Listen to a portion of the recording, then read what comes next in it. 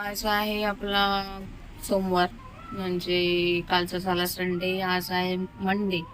सोमवारचा दिवस असा आराम झालाय. डोकं पार दुखतंय, इतकं ठणकावतंय की विचारूनच सोय नाही. खाली बघायची इच्छा नाही, खूप म्हणजे भयानकच. आणि खाल्लेलं जे आहे ना, ते ऍसिडिटी, करपट असे ढेकर येत आहेत.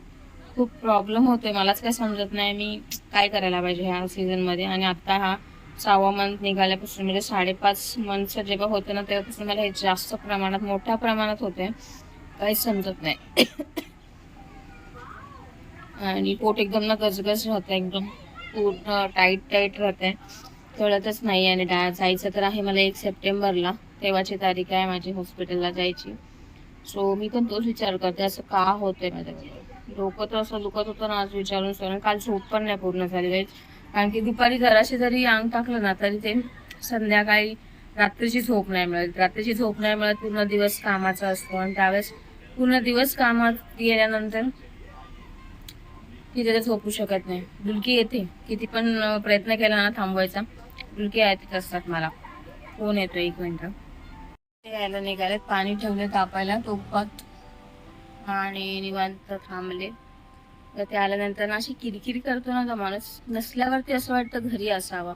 घरी असला की असं वाटतं नको, तो कामातच बरं आहे. काहीच कळू शकत नाही यार, काय करायचं याचं.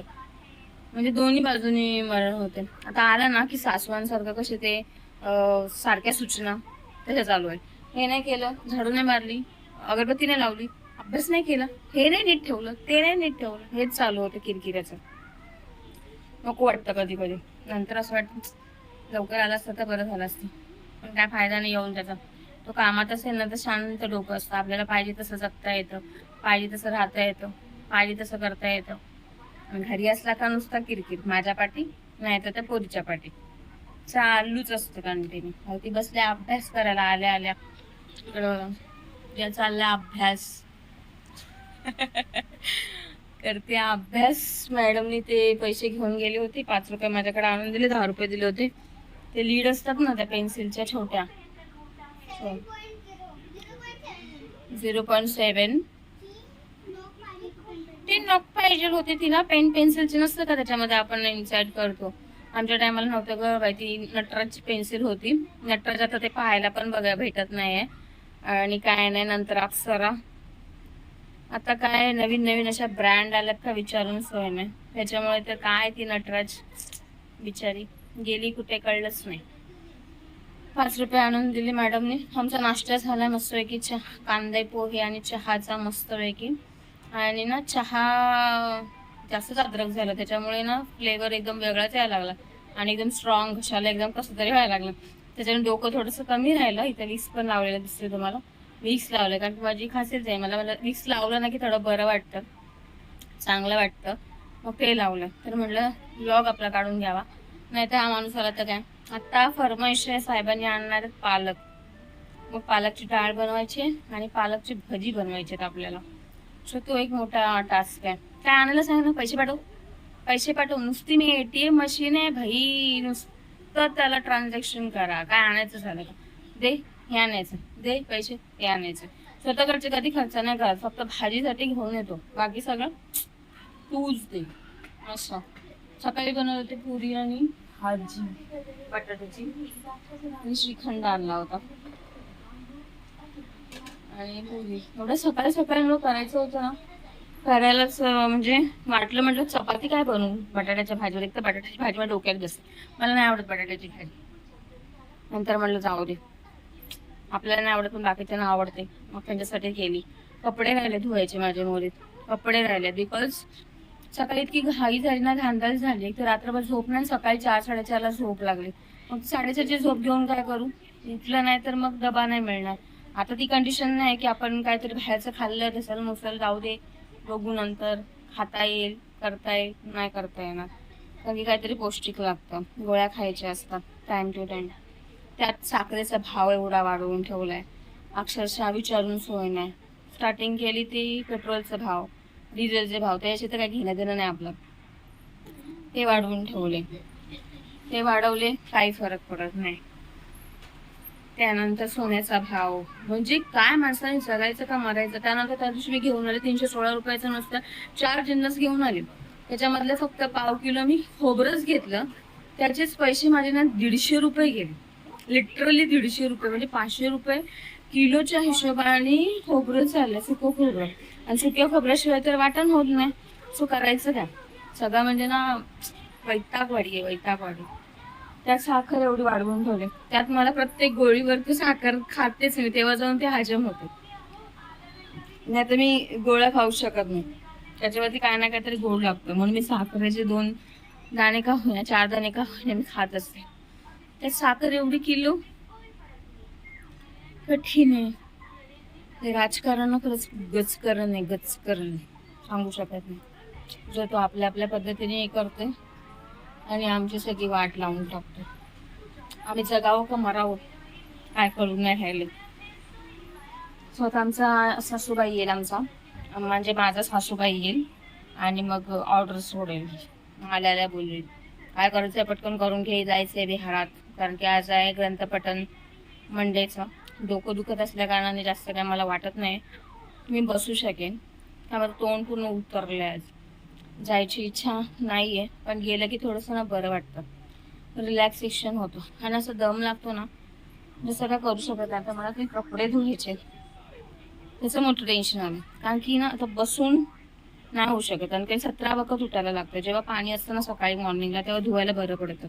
पटापट कामं करायची, आवरायची आणि शाळेत जायचं. आता हे मला पाणी घ्यावं लागणार आहे ड्रमातून आणि मग ते धुवावे लागणार आहेत कपडे. म्हणजे 17 वेळा मला उठायचं आहे, 17 वेळा मला बसायचं आहे आणि पत्ता तर नाही. आणि एवढ्या वरती बसून तर मी धुवू शकत नाही. खूप मोठा टास्क आहे यार, रिअली कठीण आहे. म्हणजे बायकांचं कसं कसं होऊ शकतं यार, कठीण म्हणजे खूपच कठीण होऊन झालंय. बिचारी तिचा अभ्यास कम्प्लीट करून घेते. तिला जायचंय, फी भरायची.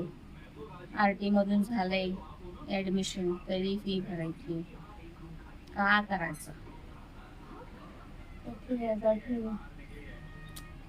काय काय घेऊन खायला काहीतरी वाटत. मी सारखं खाते, चरत आहे, बकरीसारखी चरत आहे, तरी मला भूकच लागत आहे. पण मी जास्त म्हणजे एकदाच घसघस खाऊ शकत नाही, खात नाहीये. त्याच्यामुळे मला भूक ही सारखी लागते. म्हणजे प्रत्येक 1.5 तास आणि 2 तास आणि काय ना काहीतरी मला इंटेक करायचंच आणि खायचंच आहे. खाऊसच वाटतं. पसीना किती येते, त्याच्या नको वाटते. बघू आता जेवणाचं काय करायचं. भाजीवरती डिपेंड होणार आहे की भाजी चांगली असेल तर पटकन घेते करायला आणि शेअर करते तुमच्यावरती रेसिपी. चला तर मग गाईस, ही बघा आपली पालकची भाजी. हिच्यातले डाळ संपल्याची, मसूर आणि मुगाची.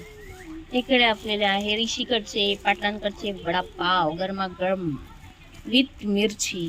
इकडे तळायला मिरच्या, इकडे हिरवा मसाला आणि इकडे आणलेली मोडवाली हरभरा. आता लक्ष्मण खाणार आहेत वडापाव. एवढं सगळं आणले, पण हे मी उद्याच बनवणार आहे. ह्याची रेसिपी आज नाही मिळणार आहे, ह्याची रेसिपी उद्या मिळणार आहे. कारण की हे मोड आणलेले आहेत, वाटलेला मसाला आहे. तर सकाळी काल मीठ टाकून ठेवलेलं आहे, तर त्याच्यामुळे ते खराब होण्याच्या आधी आपण ते बनवून घेऊया, जेणेकरून म्हणजे ह्याची भाजी होईल, डाळ भात होईल. ठीक आहे. सो चला तर मग तयारीला लागूया, डाळ भात बनवून घेऊया. तर हा एवढा पसारा आणलाय माझा हा वडापाव. चला खायला. नवऱ्याला किती काळजी माझी. मिरच्या तिखट आहेत, लगेच दुमडून ठेवला नुसता मला वडापाव माझ्या हातात घेईल. मला खूप वडापाव खायचा.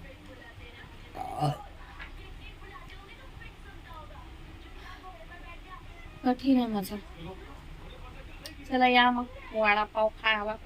तुम्ही खा, आम्ही पण खातो, तुम्ही पण खा. मी ना डाळ बनवताना ना आज मग वेगळी रेसिपी यूज करणार. त्याच्यामध्ये वांगे मग 2 टाका. तिने ऐकलं मी खाणार. त्याच्यामध्ये ते टाकून मस्तपैकी फोडणी देणार एकदम भारीपैकी. आणि माझी मम्मी बनवायची आणि खूप भारी लागायचं. म्हणजे बघू आपण त्याच्या पद्धतीने बनवूया आज ती डाळ मस्तपैकी. मूग आणि तुरीची आणि हरभऱ्याची भाजी बनवूया. ठीक आहे. चला तर मग तो पण मी खाऊन घेते, तुम्ही या खायला.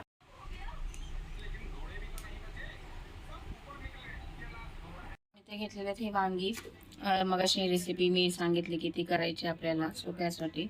ठीक आहे. सो इथे वांगी घेतलेली आहे. इथे डाळ भिजत टाकायची आता आपल्याला. कुकरमध्ये डायरेक्ट टाकते मी. आणि ह्याच्यामध्ये वाटीमध्ये ना ते हरभरे पण घेते आणि बटाटे पण टाकते, म्हणजे सगळे एकदाच एका कुकरमध्ये होऊन जाईल. आपला गॅस पण वाचेल, आपले कष्ट पण वाचतील आणि लवकर पण होईल. डोकं अजून पण दुखते, त्याच्यामुळे मी आलेले माझ्या म्हणतात ना मॅक्सीच्या अवतारामध्ये ड्रेस चेंज केला, कारण की खरंच खूप टाईट होत होता आणि कसं तरी होत होतं मला. सो चला तर आपण ही प्रोसेस करून घेऊया. ह्याच्यामध्ये मी टाकलं आता वांग, थोडंसं टोमॅटो टाकले, पाणी टाकले आणि डाळ टाकलेली. पटकन शिजवून घेऊया. ह्याच्यामध्ये हळद टाकून घेऊया. मीठ नाही टाकायचं, लवकर शिजत नाही, त्याच्यामुळे आपण हळद टाकून घेऊया आणि ह्याला कुकरला 2-3 शिट्ट्या होऊन देऊया. चांगला मस्त मिक्स मॅच करूया आणि मग बघूया. थोडेसे उकडायला जे हरभरे आणले होते ते थोडेसे बारीक गॅसवरती जेवढे शिजतील तेवढे, आणि इकडे टाकलेले मी कुकरला शिट्टी लावायला डाळीला. ठीक आहे, आपण बघूया पटापट. हा कपड्यांचा ठीक मला धुवून घ्यायचा आहे पूर्ण, तर मी कपडे तोपर्यंत धुवून घेते पटकन, म्हणजे ते झालं की हे म्हणजे उद्याला थोडासा आराम मिळेल मला. डाळ शिजलेली आहे, आपण याला स्मॅच करून घ्यायचं आहे. तिकडे भात पण घातलाय मी. इकडे भात शिजतोय, इकडे उकळी ह्याला पण आले. तिन्ही पण एकत्र होते. तिकडे माझे कपडे पण धुवून झालेत, पिळायचे बाकी. इकडे करून घेऊ.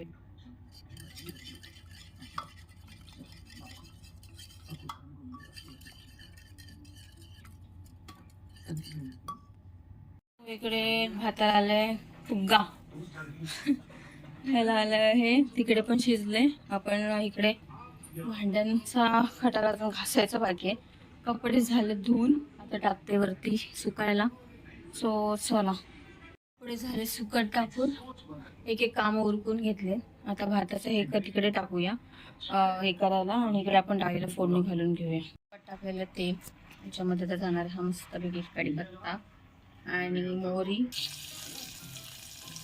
कढीपत्ता गेलं, जिरं गेलं आणि त्याच्याबरोबर कांदा आणि टोमॅटो पण गेला.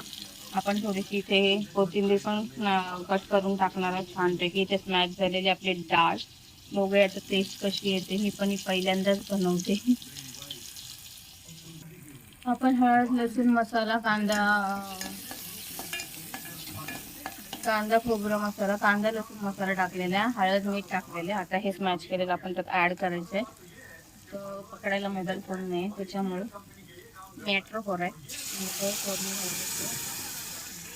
खूप सुंदर असं ना सुवास येतो डाळीचा. त्याच्यावरनं आपण मस्त पेरलेली कोथिंबीर. कोथिंबीरचा ना हेच खूप आवडतो, त्याच्यामुळे कोथिंबीर मला खूप लागते. दिवसाला तर मी 3 लोकांचं जेवण असतं, पण त्याच्यामध्ये एवढी कोथिंबीर टाकत असते.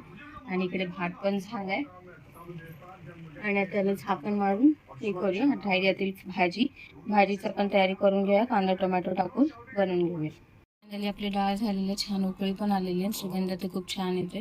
आता आपण भाजीच्या फोडणीसाठी हे करून घेऊया, पटापट तयारी करून घेते. वाटण आहे, वाटीला मसाला आहे कालचा, तो टाकायचा आपल्याला. त्यात मी टाकून ठेवलेलं सगळे मसाले आपण ह्याच्यामध्ये एकजीव करून टाकलेले आहेत. आता ह्या फोडणीमध्ये आपण सगळे ते टाकून द्यायचे.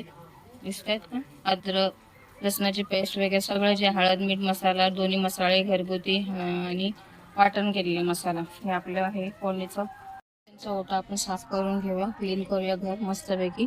त्यानंतर आपण ना भांडी यांचा जो पसार आहे तो पटकन उचलून घेऊया.